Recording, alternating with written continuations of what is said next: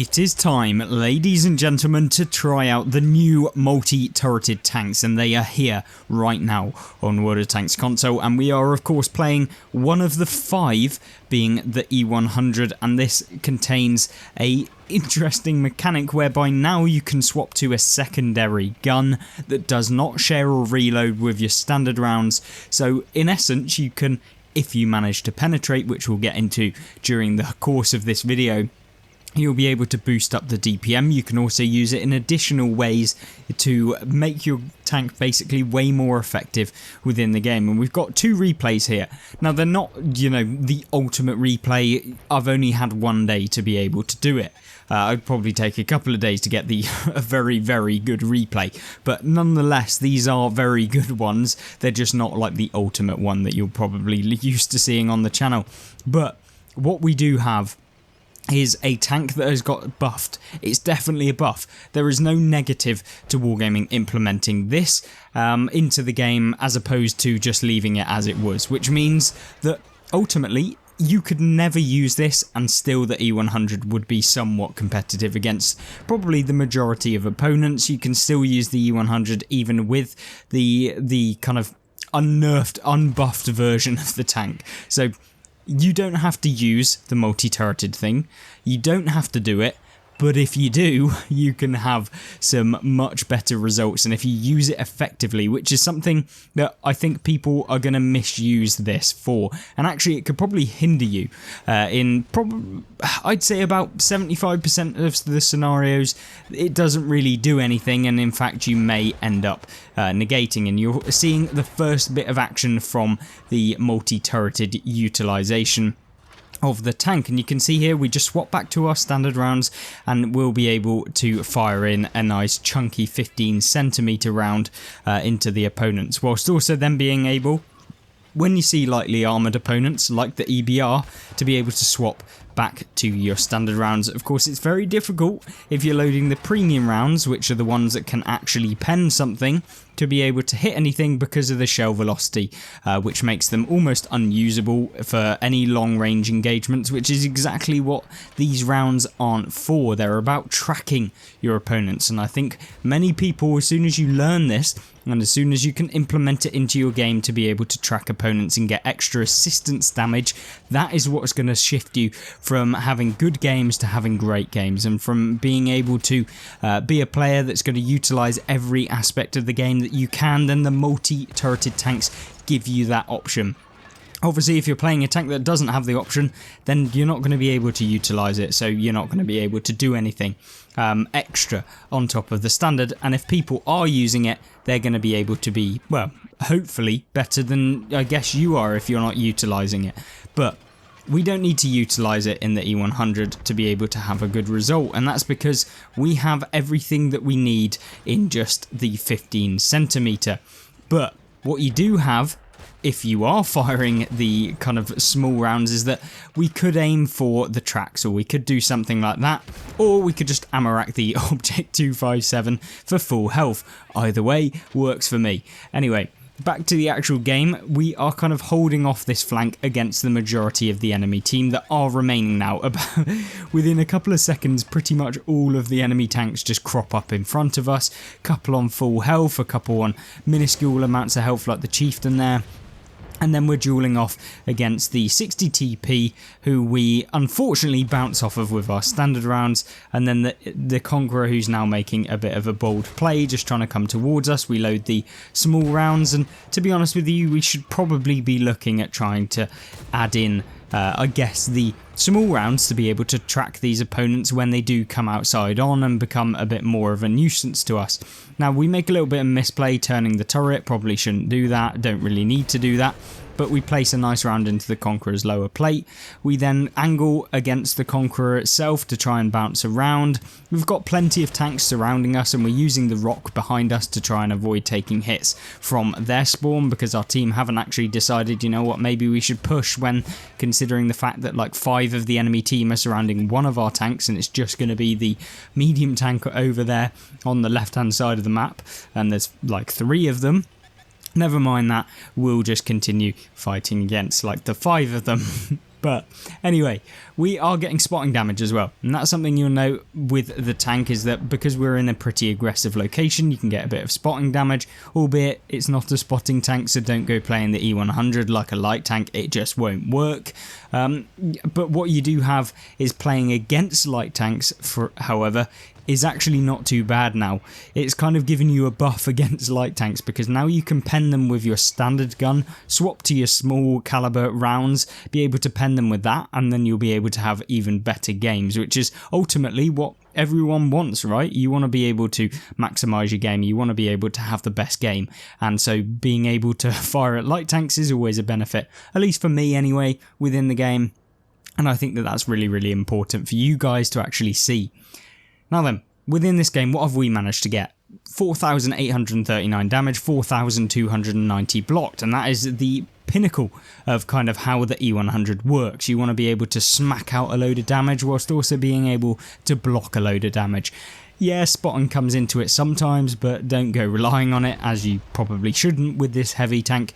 But now we can just progress, and ultimately, if the 60 TP here was kind of angling away from us, or maybe he wasn't on such low health for us to be able to one pen him with this standard gun, then we would have been able to get a couple of shots into him with the small caliber round if we managed to get behind him and stuff like that. And that's where the multi-turreted tanks come into effect, and it certainly has helped out the E100. Should you know when to use it. If you're just spamming the small gun, then it really won't work for you in 90% of the scenarios, and you can actually negatively impact your game, and that was the case for all of the multi-turreted tanks. Don't just spam the small gun.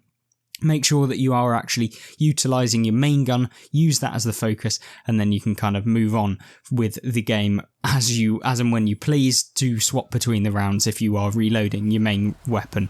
Now then, second replay, probably not a map you want to be playing the E100 in, but it's an okay replay, and we managed to get a good result no matter the map, to be honest, with the E100 in the current state that it's in, with this new kind of buff that it's received, and I think that that's really, really good for the game. The E100 has also been buffed recently with kind of the update 7.0 buffs that they've basically introduced into the game, where they went through and they buffed a load of tech tree tanks to make them a little bit more usable. There were slight buffs to the E100, nothing major, but that came with like the whole host of buffs that came out, I think, as part of some sort of like Tanks Reforged Ultimate version, where like 100 tanks were all buffed in one go. But the E100 itself, now that it has this multiple weapon system, can play a little bit better on maps that are a little bit more open, where you're coming into contact with more lightly armoured tanks that maybe once would just run rings around you. Now you can track them with a multi-weapon, which means that with the small gun on the E100 you can like track them, keep them in place, lock them down, and because the reload's so short on it, you can just pump out tons of rounds into their tracks and you can just perma-track them, and then you've kept them there for the entire reload of your main gun, fire at them with your main gun, then swap back to your small gun, continue firing at their track, and then they're kind of locked in place. You can get assistance damage, which is really good.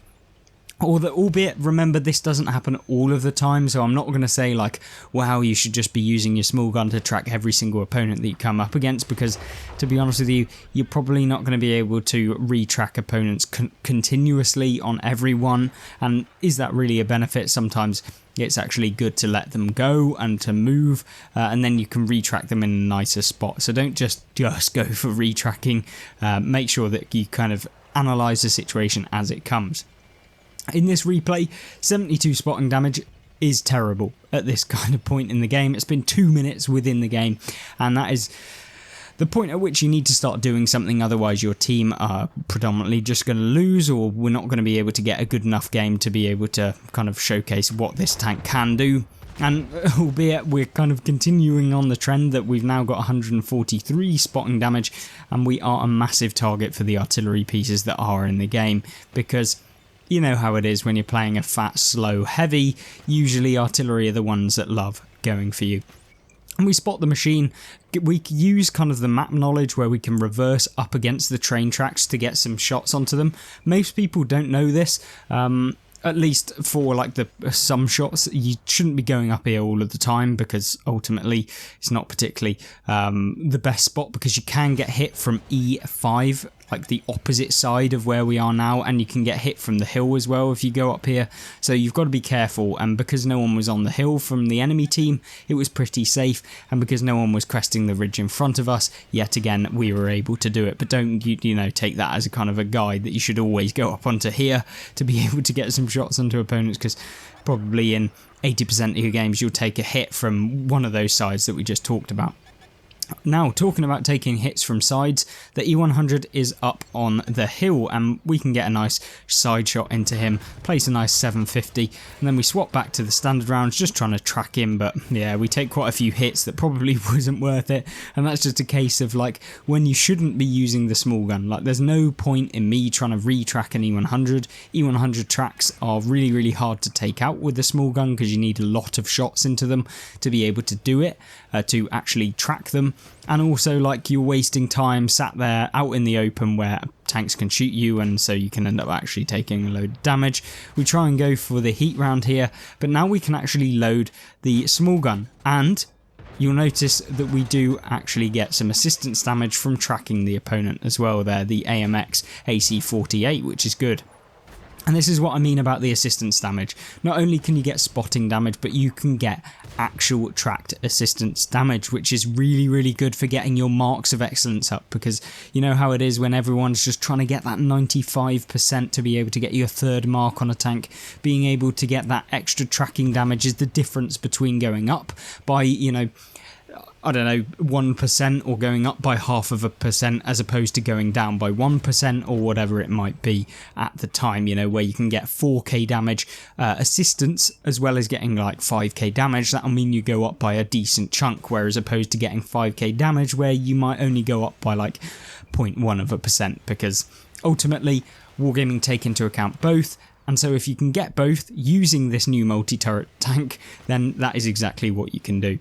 I'm hoping that Wargaming, I want to take the latter half of this video, by the way, I feel like I kind of misjudged that. But what you want to do and talk about now is essentially what tanks do you want to see in the game that are also going to have multi-turreted vehicles. So, for example, my thing that I really want to see in the game is actually including things like the KV4, introducing like things like the KV5 which can take advantage of it, and also I want to see the opportunity to maybe have some more novel tank designs where maybe you can get a tank that actually has a far higher penetration on the secondary gun, which means that you can use it a little bit more, but maybe it sacrifices some other aspect of the main gun. So it would be interesting to see whether Wargaming could kind of balance it in the fact that you could use the second gun, but you end up kind of negating the first gun, and you could get better statistics on the second one, so maybe you could do more damage than like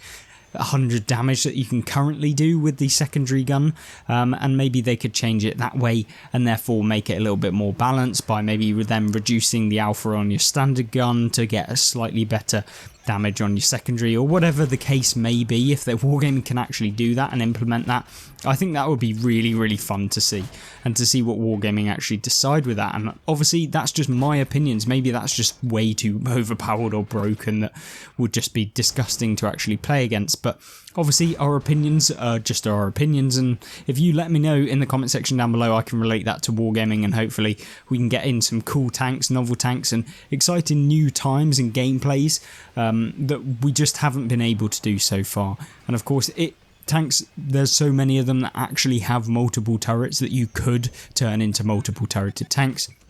And introducing more novel designs, obviously we don't want to be seeing any overpowered tanks, and I certainly wouldn't call the E100 overpowered, like even with the multi-turreted. It's very competitive, it's got slightly more competitive, but it's definitely not breaking the game, and that is ultimately what we do want within the game. Slight buffs, interesting mechanics, something that people can use in general, and it means that everyone can have a little bit more fun on the game, and that is ultimately what you should be having on World of Tanks. You can see here, this is when you can utilise the small gun is firing against artillery, because we all love taking out artillery at the end of the game. Albeit the ELC even 90 out of nowhere comes in and steals the T92 and steals my thunder there. But yeah, a really fun actual mechanic in the game. Really excited to see what Wargaming do in the future with this, whether they'll bring in specific tanks that kind of focus on actually being able to swap between more useful guns, because albeit these are good for tracking, they're not really good for getting damage. Maybe we can see a different variant and stuff like that in the game. Hopefully you did enjoy this video. If you did, make sure to like, subscribe, and of course check out the video that actually showcases all of the news and update news that you need to know about the newest season, because it's really important that you know everything that came into the game, all of the garage slots for free, etc. and stuff like that. There's loads of stuff in the game right now that maybe you should learn about. So hopefully you join me in that video, and hopefully you have a great rest of your day. Goodbye.